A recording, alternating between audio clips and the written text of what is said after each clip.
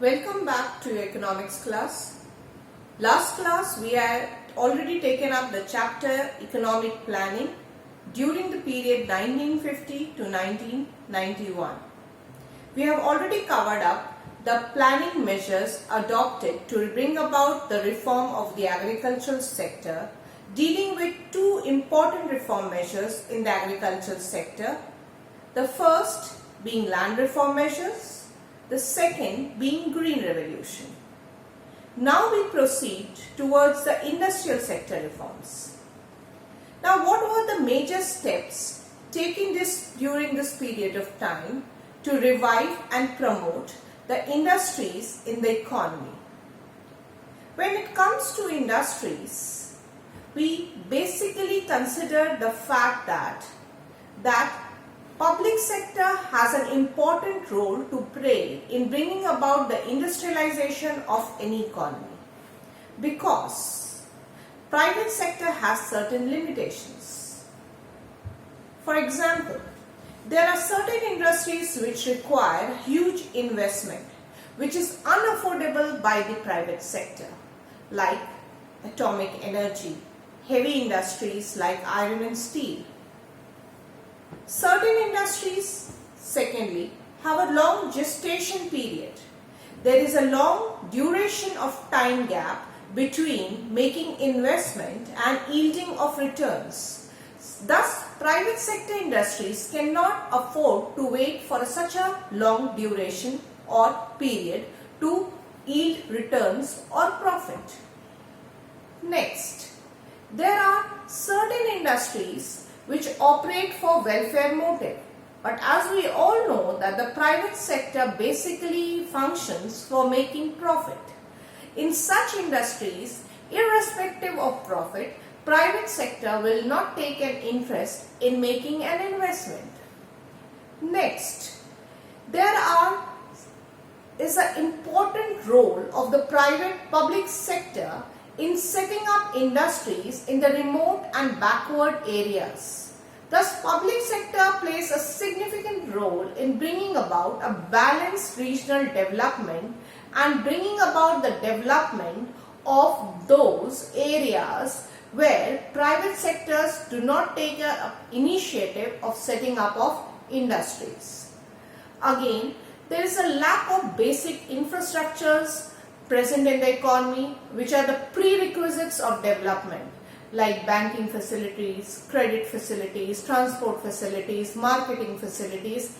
Hence, public sector can manage to make arrangement for such facilities and make an investment in bringing about and setting up of industries and promoting the industrial growth of the economy.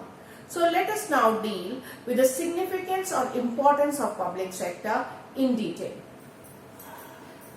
So we'll come across the different points and the role of public sector in bringing about industrial development of the economy. Number one, lack of capital with the private entrepreneurs. As I said, that public sector has huge capital at its disposal and thus can make an investment in setting up of heavy and basic industries.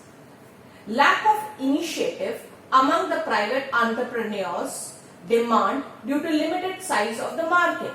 There are certain goods which are basic essentials and are important, but due to limited market size, such bulk and huge investments are not made up by the private sector. Such industries which are important for welfare point of view, private sector will not take an initiative and hence public sector comes forward. Scholastic pattern of the society, main aim of the government is to generate employment rather than profit. Public sector industries play also an important role by setting up of industries and providing employment to the people on a large scale. Large section of the population is still employed in the government sectors to earn their livelihood. Development of infrastructure. The infrastructural development depends upon the government of an economy.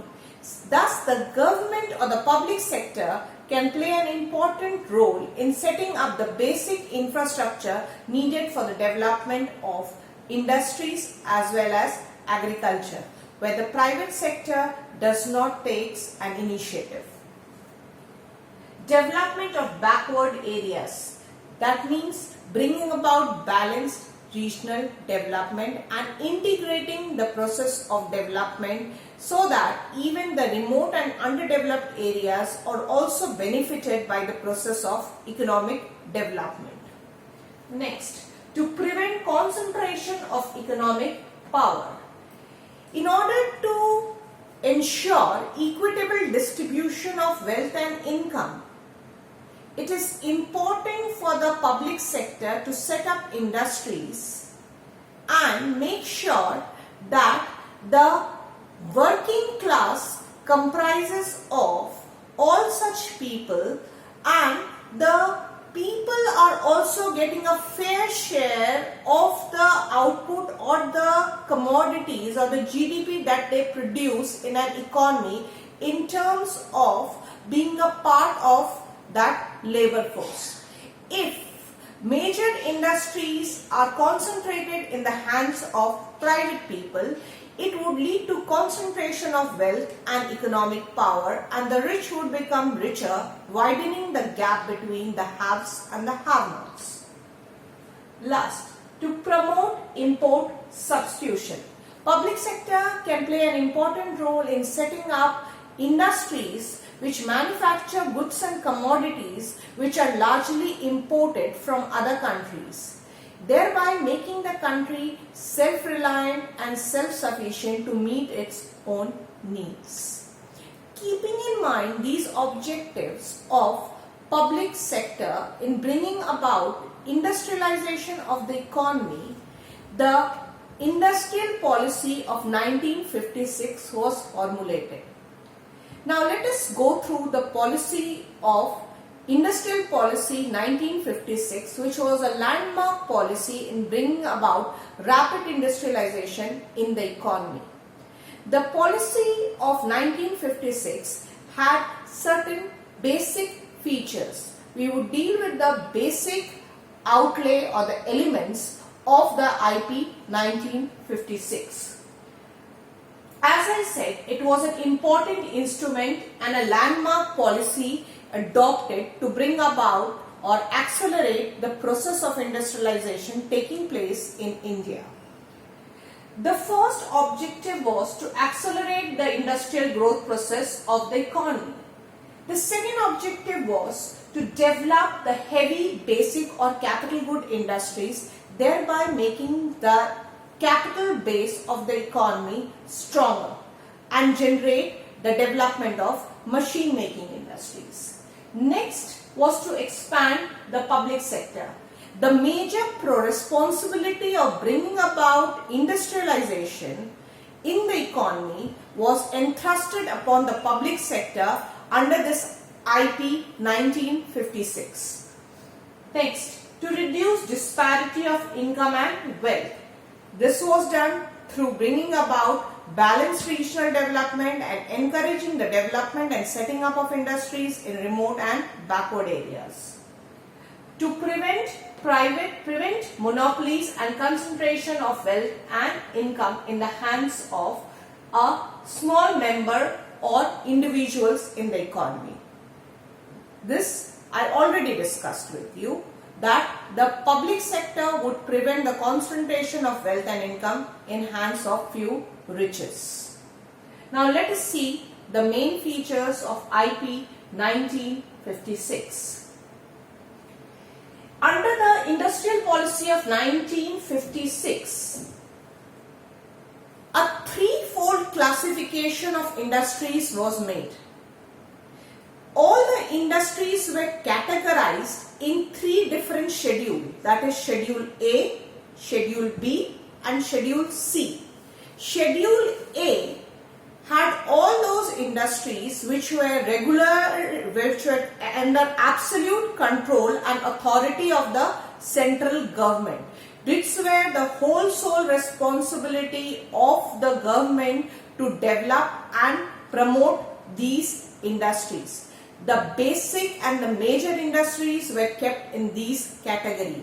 It included 17 important industries like heavy industries, aluminium industries, iron and copper industries, telegraph industries, post industries, electricity or power generation industries. All such basic and important industries were included in Schedule A. Schedule A had 17 listed industries whose future of development would be exclusively the responsibility of the state. Then Schedule B included private sector could supplement the efforts of the public sector. In the Schedule B, some industries were kept, that were 12 industries, and these were basically to be developed by the government or the public sector, but in their effort it was to be supplemented or helped by the private sector. Although the major responsibility would lie in the hands of the government, control and authority would be of the public sector. And Schedule C were all those industries which were not included in Schedule A and Schedule B, kept under Schedule C. So we have covered up only one of the important features of 1956 industrial policy. Rest of the features I would be covering up in my next lesson. So far, make sure that you systematically go through your notes. You prepare your notes in the pattern of CBSE guidelines, where you have to make or answer the question in a point-wise format. Each point and sub-point is to be discussed in detail so as to fulfill the purpose of answering 3 marks, 4 marks and 6 marks questions asked in your board examination. Till then, take care, carry out your work sincerely, be safe. Thank you.